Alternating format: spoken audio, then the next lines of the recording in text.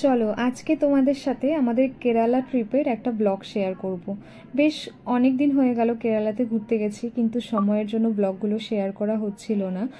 আমাদের ফ্লাইট কিন্তু রাতের বেলাতে ছিল, যেহেতু আমাদের ব্যাঙ্গালোরে অনেকটা টাইম লেওভার ছিল, সেই জন্য আমাদের পৌঁছাতে কিন্তু সকাল হয়ে গেছিলো। একদম আর্লি মর্নিংয়েই আমরা কেরালা রিচ করে গেছিলাম। আমরা তো সবাই জানি কেরালাতে 4টে ইন্টারন্যাশনাল এয়ারপোর্ট, তার মধ্যে তিরুবনন্তপুরম, যেটা ত্রিবান্দ্রমও বলা হয় শর্টে, আমরা ওটা চুজ করেছিলাম। এটা চুজ করার পিছনে একটা রিজনও ছিল। আমাদের প্ল্যানে ইনক্লুড ছিল আমরা পদ্মনাভা স্বামী টেম্পলটা ভিজিট করব, সেই জন্যই বেসিক্যালি এই এয়ারপোর্টটা চুজ করা। সবচেয়ে ভালো লাগছে কি জানো তো, আমাদের এখানে যেমন ওলা উবের বুক করলে পরে কার চলে আসে, বাইকের অপশান আছে, এখানে কিন্তু কার আর বাইকের পাশাপাশি অটোরও একটা অপশান আছে। আমি জানি না আর কোথায় কোথায় এই অপশানটা দেয়, কিন্তু এটা কেরালাতে আমরা ফার্স্ট টাইম দেখলাম, যেটা খুব ভালো লাগছে। আর এটা সার্ভিসও খুব ফাস্ট আর রিজনেবল প্রাইসের মধ্যেও চলে আসে। আর আমরা যেহেতু সকাল সকাল পৌঁছে গেছি, তখনও আমাদের রুম প্রিপেয়ার হয়নি। হোটেল থেকে বলা হলো সামনেই লাইট হাউস বিচ আছে, আপনারা ঘুরে আসতে পারেন। তো সেই মতো আমরা লাইট হাউস বিচে চলে গেছিলাম ঘুরতে। জানি না কেন সমুদ্রের প্রতি খুব একটা অ্যাট্রাকশন আমার প্রোফাইল খুঁজলে পরে পাওয়া যাবে, পাহাড়ের থেকে সমুদ্রে আমরা বেশি ঘুরতে গেছি। আর ওই দেখো নারকেল গাছের ওপরে একটা ময়ূর বসে আছে, আমি অনেকক্ষণ থেকেই ময়ূরের ডাক শুনতে পাচ্ছিলাম, দেখি নারকেল গাছের ওপরে বসা, তাই ছোট্ট করে একটা ভিডিও ক্লিপ নিয়েছিলাম।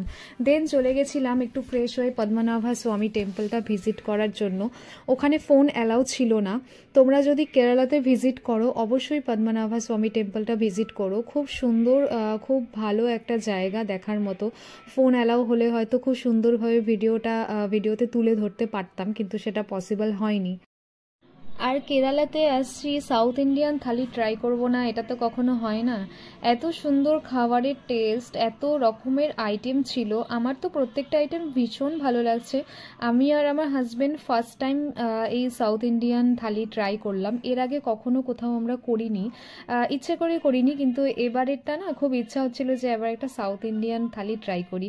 আর আমরা যারা ভোজন রসিক বাঙালি, তাদের কিন্তু এই সাউথের দিকে আসলে পরে একটু খাওয়ারের অসুবিধা হবে, কারণ এখানে খাওয়ারের অপশন খুবই কম। আমরা যারা বাঙালি তাদের তো আমার মনে হয় খুবই অসুবিধা হবে, যেরকমটা আমরা ফেস করেছিলাম। বাকি ইনফরমেশনটা আমি পরের ভিডিওতে দেওয়ার চেষ্টা করব।